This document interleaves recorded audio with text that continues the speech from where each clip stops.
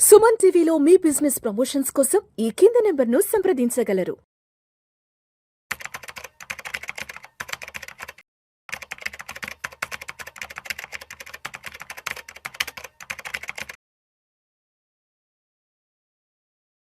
ప్రేక్షకులకి మీ రామచంద్రమూర్తి నమస్కారాలు.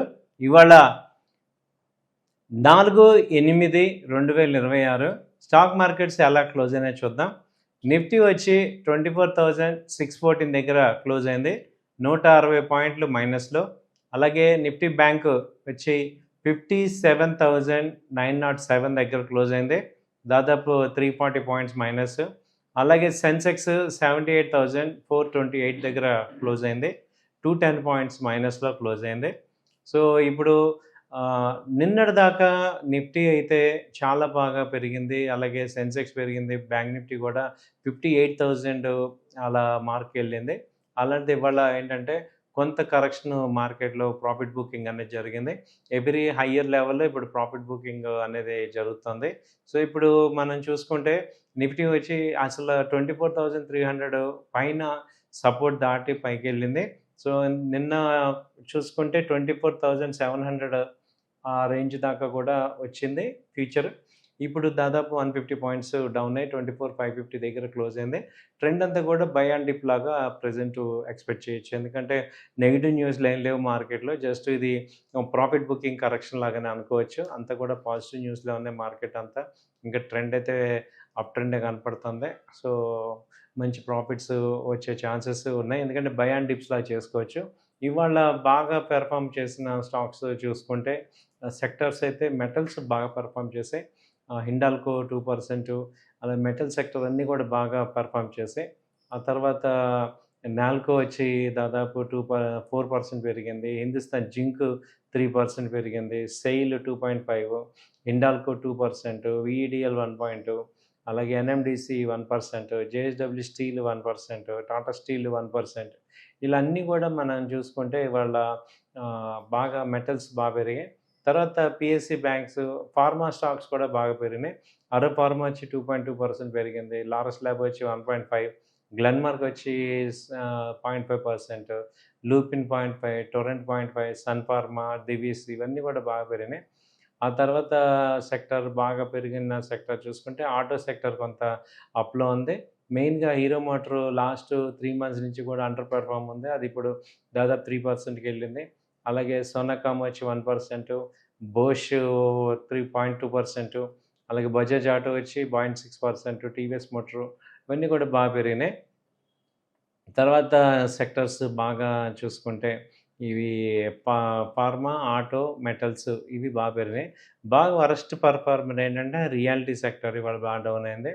రియాలిటీలో ఓవరాలిటీ 3%, 2.6%, డిఎల్ఎఫ్ 2.5, ప్రెస్టేజ్ 2%, అలాగే గోద్రేజ్ ప్రాపర్టీ 2%, ఇలా లోదా వచ్చి 0.8%. ఇవన్నీ కూడా రియాలిటీ సెక్టర్ బాగా డౌన్ అయింది. ఆ తర్వాత ఎఫ్ఎంసీజీ సెక్టర్ ఒకటి బాగా డౌన్ అయింది. దానిలో డాబర్ కూడా 4% దాకా ఫాల్ అయింది. అలాగే నెస్లీ 2% పాలు, కోల్పాలు 2%, గోద్రేజ్ సిపి 1.5%, హిందుస్థాన్ యూనిలీవర్ కూడా మైనస్లో ఉంది. ఓన్లీ పెరిగింది ఏంటంటే ర్యాడికో ఒకటే అప్ ట్రెండ్లో ఉంది, పైకి వెళ్తుంది. సో మార్కెట్స్లో ఏంటంటే ఐటీ సెక్టర్ ఒకటి స్టేబుల్ ఉంది.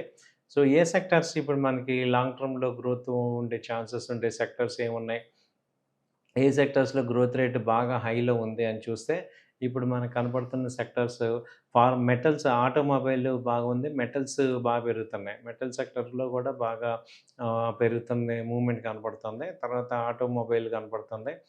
తర్వాత వచ్చి banking stocks, automobile stocks, pharma stocks, ఈ కంపెనీస్ లాంగ్ టర్మ్లో బాగా పెరిగే ఛాన్సెస్ కనపడుతున్నాయి. అయితే షార్ట్ టర్మ్లో కొంత అప్ అండ్ డౌన్స్ అవుతున్నా కానీ ఓవరాల్ ఇన్వెస్ట్మెంట్ పాయింట్లో కానీ మనం చూసుకోవచ్చు. సో ఇన్వెస్ట్మెంట్లో కూడా మనకి ఇది మంచి ట్రెండ్, అప్ ట్రెండ్ కంటిన్యూ అవుతుంది. అలాగే నిఫ్టీ కానీ బ్యాంక్ నిఫ్టీ ఓవరాల్గా చూసుకున్నా ఇంకా ఒక 150 పాయింట్స్ అలా డౌన్ అయినా కానీ అక్కడి నుంచి మళ్ళీ పాజిటివ్ వస్తుంది. ఎందుకంటే రేపో రేట్ ఉంది, అది కూడా mostly unstable, mostly rate cut ఏమి ఉండదు, యాజ్ ఇట్ ఈజ్గా ఉండే ఛాన్స్ ఉంటుంది. అలాగే యూఎస్లో కూడా అదే జరిగింది, కాబట్టి ఇండియాలో కూడా ఛాన్సెస్ అక్కడే ఉన్నాయి. ఆ తర్వాత ఏంటంటే ఇప్పుడు మార్కెట్ని ఎఫ్ఐఎస్ కానీ తర్వాత DIIs, mutual funds, retail clients అందరూ కూడా ఒక పాజిటివ్ ధోరణి అయితే కనపడుతుంది. సో, టెన్షన్ పడాల్సింది ఏం కనపడలేదు. ట్రెండ్ అయితే పాజిటివ్‌గానే ఉంది. మార్కెట్స్ అన్నీ బై అండ్ డిప్ లాగా చూసుకోవచ్చు. ఎందుకంటే లాస్ట్ 2 ఇయర్స్ నుంచి కూడా మనందరం కరెక్ట్‌గా ర్యాలీ రాక చాలా లాస్‌లో ఇబ్బంది పడ్డాం. ఇప్పుడు అలాంటిది కవర్ అయ్యి మంచి ర్యాలీ వచ్చే సింప్టమ్స్ అయితే కనపడుతున్నాయి. సో, కాబట్టి ఇన్వెస్టర్స్ భయపడాల్సిందేం లేదు. కాకపోతే ఏంటంటే, మనం గూడా కొన్ని తప్పులు ఇప్పటిదాకా చేసినవి చేయకుండా ఇంప్రూవ్ చేసుకోవాలి. ఈ లూజింగ్ పొజిషన్‌ని యాడ్ చేయటం అనేది బేసిక్‌గా రాంగు. అంటే ఏదన్నా లాస్ అవుతున్న స్టాక్‌ని మళ్ళీ యాడ్ చేయటం అనేది కాదు. టెక్నికల్‌గా మీరు కొంచెం నాలెడ్జ్ ఇంప్రూవ్ చేసుకోవాలి. టెక్నికల్‌గా మూవింగ్ యావరేజ్ అని, ఎంఏసీడీ, స్టోకాస్టిక్స్ ఇవి క్యాండిల్ చూడటం, వీటి మీద కొంచెం అవగాహన పెంచుకుంటే మీకప్పుడు ఇన్వెస్ట్‌మెంట్ గానీ, ట్రేడింగ్‌లో గానీ ఒక నాలెడ్జ్ ఓరియెంటెడ్‌గా మీకు లెవెల్స్ తెలుస్తూ ఉంటాయి. దాని ప్రకారం ఇన్వెస్ట్‌మెంట్ షార్ట్ టర్మ్‌లో గానీ, లాంగ్ టర్మ్ గానీ చేసుకునే ఛాన్సెస్ ఉన్నాయి. సో, ఇవండి మార్కెటు ఎలా ఉంది ఏంటనేది. నెక్స్ట్ రేపు ఎల్లుండి గూడా ఎలా ఉండొచ్చు అంటే, రేపు మార్నింగ్ ఒకవేళ డౌన్ అయినా గానీ, మళ్ళీ బై అండ్ డిప్ లాగా చేసుకోవచ్చు. ఒక 100 పాయింట్స్ కరెక్షన్ అనేది వస్తే బావుంటది.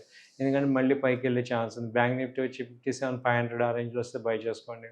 అలాగే నిఫ్టీ వచ్చి 24,500 is the right entry, 500, 400 is the right entry. So, అలాంటి ఎంట్రీ తీసుకుంటే మంచి పాజిటివ్ వచ్చే ఛాన్స్ ఉంది. థాంక్ యూ అండి. నమస్తే.